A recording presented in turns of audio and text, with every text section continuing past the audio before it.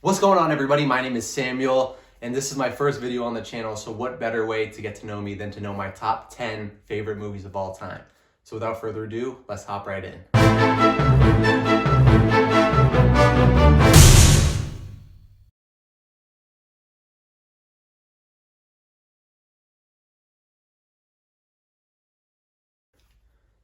Coming in at number 10, we have Good Will Hunting. This is just a classic.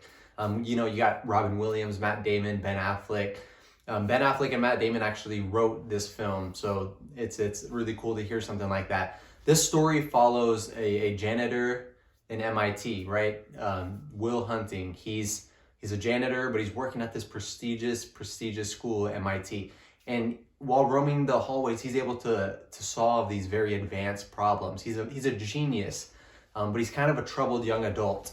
He gets into trouble. He meets with this psychiatrist played by Robin Williams, and you kind of follow their relationship and how it has an impact on Will's life. It's a real one. You can put yourself in his shoes, and it's one you gotta check out. Good Will Hunting. Coming in at number 9, we have The Usual Suspects. Now, this is probably one you haven't seen before. This movie stars Kevin Spacey, Benicio del Toro, one of the Baldwin brothers. It's a pretty awesome movie and very underrated. So it's told in verbal, which is Kevin Spacey's character. It's told by him. So initially, you have these 5 criminals meet up in a police lineup, and they're all suspected of a crime. Well, they end up kind of getting together. They form this group, and they go on all these dangerous, crazy, wild missions. And they keep on hearing this name, Keyser Söze. He's supposed to be like the head honcho. Is he real? Is he a myth?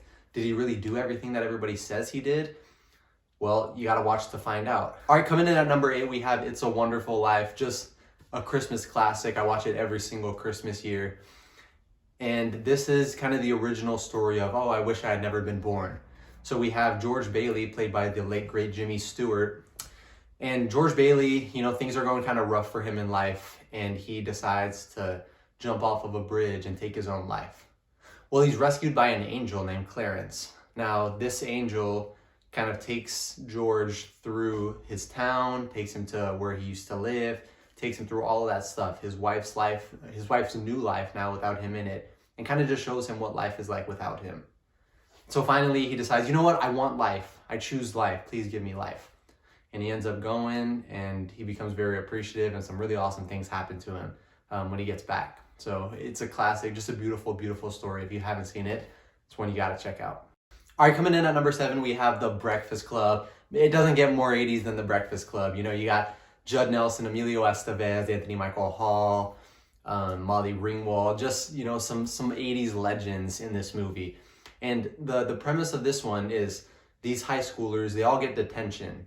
Now, it's not like they're friends. It's not like they come from the same background. They don't do the same things. They're kind of 5 very different social, economic, cliquey type of people.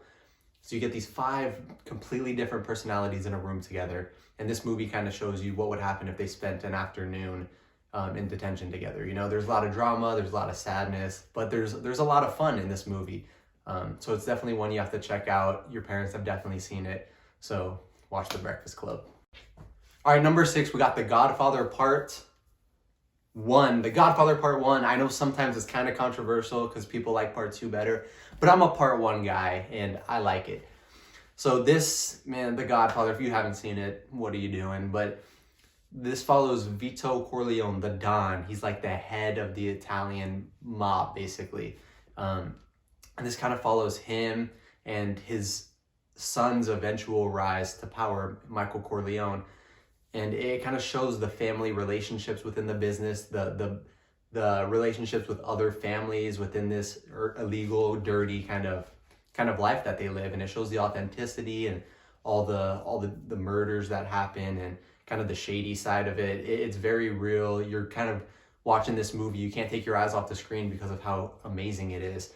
Especially watching actors like Marlon Brando, Al Pacino, Robert Duvall, James Caan. And I love James Caan. I love Sonny in this movie. He wasn't in Part 2, so I was pretty upset to not have him there because I really like this character. So that's another reason Part 1 gets the edge for me. But if you haven't seen The Godfather, you have to watch this movie. All right, number 5, we got The Titanic. The Titanic, yeah, it might be a chick flick, it might be whatever, but I love this movie. We got my favorite actor of all time, Leonardo DiCaprio and the amazing Kate Winslet. This movie, it kind of dramatizes, I guess, adds a story to the horrific incident in the Titanic, as we all know, that hit an iceberg and sunk, killing many people. Well, there's this added element of this character named Jack Dawson, played by Leo, and Rose, played by Winslet. And Jack Dawson's kind of this poor boy, he's kind of a nomad, just doing whatever he feels. And then Winslet comes from this family of wealth, this family of class, and you kind of see their relationship, this poor boy, kind of low class, and this prestigious girl, high class. And you see their relationship, you see how their relationship affects the parents, the family, friends, and everybody kind of on board. And it's just a beautiful, beautiful story. It's a long one, so you got to carve out some time if you want to watch it. But if you haven't seen it, you got to check it out. All I'm gonna say is Jack could have fit on the plank. That's all I'm gonna say. All right, number 4, we got Goodfellas. Oh, I love Goodfellas. A lot of people might be kind of getting mad that it's over Godfather, but this is my opinion. Goodfellas, when I watched it for the first time, I couldn't stop staring at the TV. I thought if I blinked, I would have missed something, because this movie was amazing. Martin Scorsese, fantastic director. We got Ray Liotta as Henry Hill, the main character. We got Joe Pesci, De Niro, just, amazing, amazing actors. This is another one of those movies that kind of portrays what the life in the mafia is. It follows the true story of Henry Hill, which is Ray Liotta's character, and kind of his rise in the life, the people he surrounded himself with. There's all the drug dealing, all the relationships that go into it, the rules that you have to follow, how careful you have to be. It's one of those movies that kind of you watch and you're like, wow, like that's insane that this stuff can really happen. Fantastic acting. I love the clothes and the cars that they're driving. Just a very, very cool movie. If you haven't seen it before, check it out. Goodfellas. Number 3, we got Django Unchained, Quentin Tarantino masterpiece. We got Jamie Foxx playing Django, this slave that is promised freedom if he helps a bounty hunter, and Christoph Waltz's character, if he helps him take out a bunch of these guys. Now on the other side, Jamie Foxx's character Django says, you know what, I'll help you if you help me find my wife.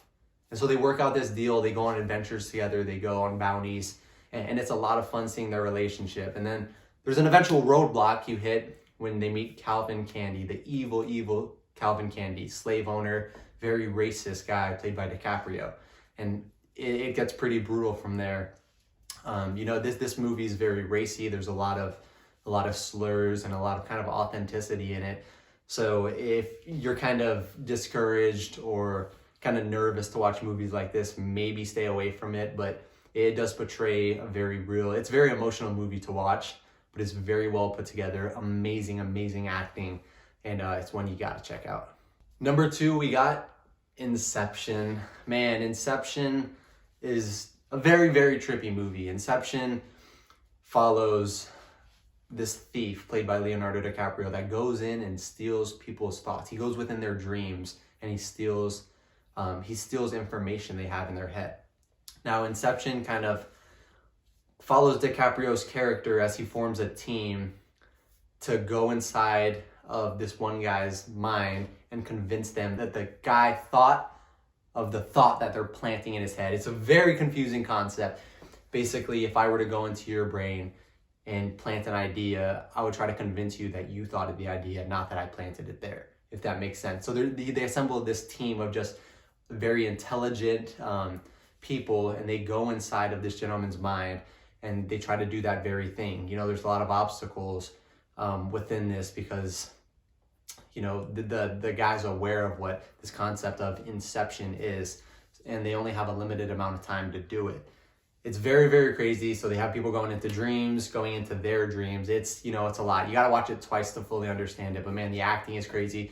The editing and kind of the way that things are warped and the imagery is just amazing, amazing, amazing. Christopher Nolan directed it. Amazing director. If you haven't seen Inception, you have to watch this one. It is essential. Check it out. All right, so before we go on, I'd like to unveil a few honorable mentions. First one's going to be Fight Club. Fight Club's an amazing movie, just didn't make the cut. And the second will be a collection of the Star Wars films. Now, I absolutely love Star Wars, but I didn't want to flood this list with Star Wars. Star Wars I'll be making another list on in the future, but it can't go unsaid. They're amazing movies. All right, coming in at number 1, we have The Dark Knight. Yes, The Dark Knight. Best superhero movie of all time. We got Christian Bale as Batman, Heath Ledger as the Joker.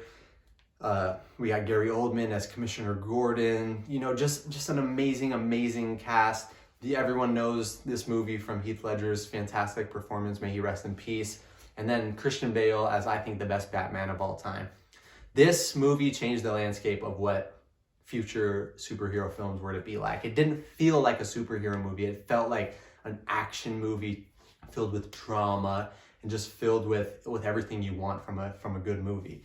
You know, the Batman tries to regain Gotham City and try to make it the place that it once was, but there's the Joker there trying to stop him.